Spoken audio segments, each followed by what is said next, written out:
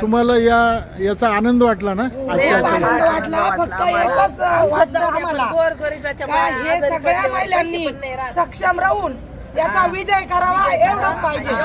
मला सगळ्या महिलांना सांगायचं दोन शब्द बोलू नका, असे प्रतिसाद द्या का आपले मुख्यमंत्री पाहिजे म्हणजे पाहिजे. परत बोला आता ते भावाचं 500 रुपयाचं बोला परत. अहो सख्खा भाऊ जर केलं तर लवकर 500 रुपये 200 रुपये लाखी बांधली तर माझ्या भावाने 3000 रुपये टाकले आम्हाला लाखीची ववळणी.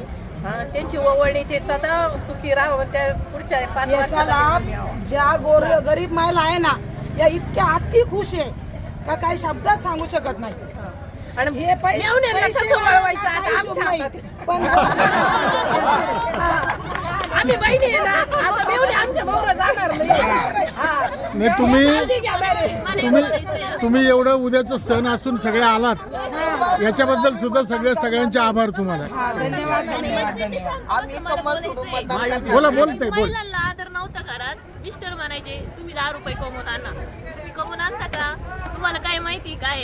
पण आज महिला 1500 रुपये महिना घेते. ते म्हणणार माझ्या भावाने मला 1500 दिले. मला तुमची गरज तुम्ही तुम्हाला बोलायचा अधिकार नाही आता आम्हाला. फक्त पुरुष करायचे राजकारण मध्ये, पुरुष राहायचे फिरायचे हे करायचे.